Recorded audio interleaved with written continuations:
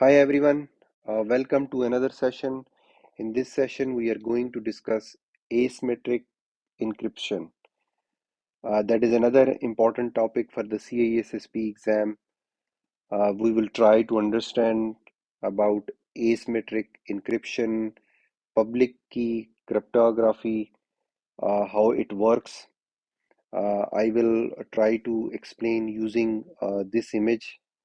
Here you can see we have two keys, public and private key, right?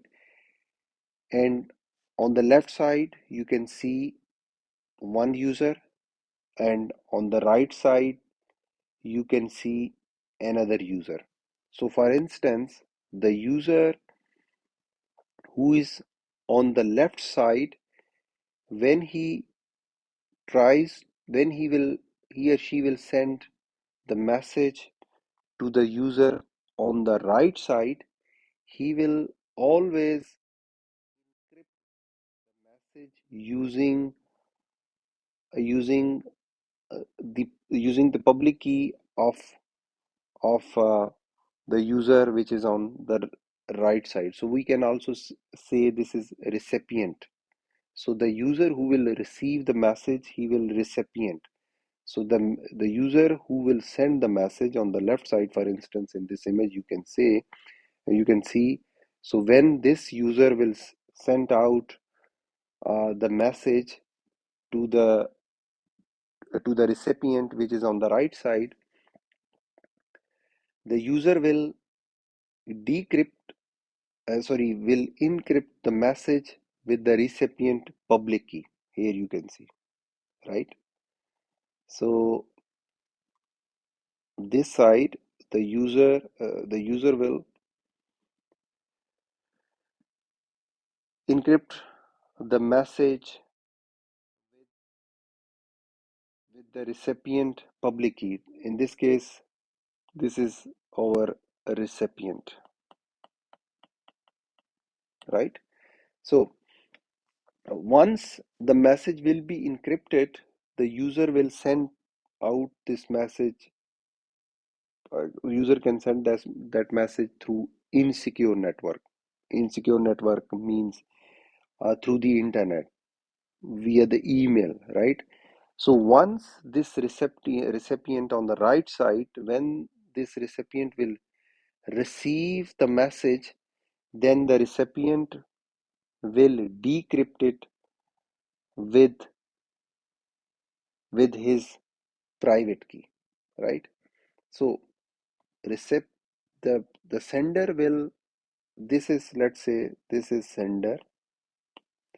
When the sender will send a message to the recipient, it he or she will encrypt the message with the recipient public key, right? And the recipient can decrypt that message using his or his or her own private key. Okay. So as I said, asymmetric encryption is used for secure communication using insecure medium. So insecure medium could be an internet, right? And only the intended recipient can decrypt the message using their private key, right?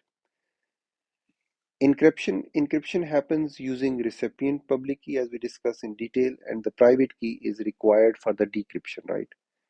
The message can be sent over an insecure channel, internet, email, right?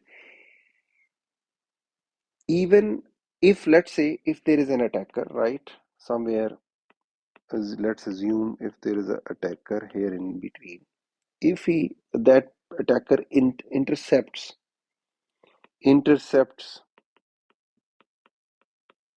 the message,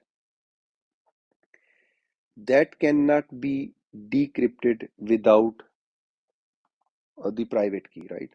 So that is very important concept, how this asymmetric encryption works, right?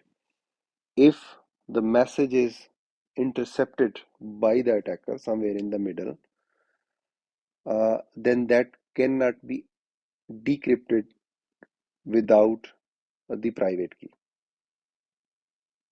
So that we need to understand. And what could be the potential vulnerability in this particular case? The potential vulnerability in this case is if the private key is stolen or compromised, right? Then we can have a big problem. So private key should be always very confidential. So it should be stored in a very secure place, right? So this is how asymmetric asymmetric encryption works. And as I said, the important point which is really important for the CISSP exam, that how this public and private key works, right? So if there is a question in the CISSP exam, if you want to send message to any other user, how you will encrypt the message? Either you will use the public key of recipient or the private key of recipient. So the answer will be that you need to use the public key of recipient in order to encrypt the message, and the recipient could decrypt that message using his or her private key. So that concept you need to keep in mind. Thanks for watching this video. If any feedback regarding this topic, any question, or if you want me to explain this topic uh, in detail, I have already tried to cover all the essential points related to this topic.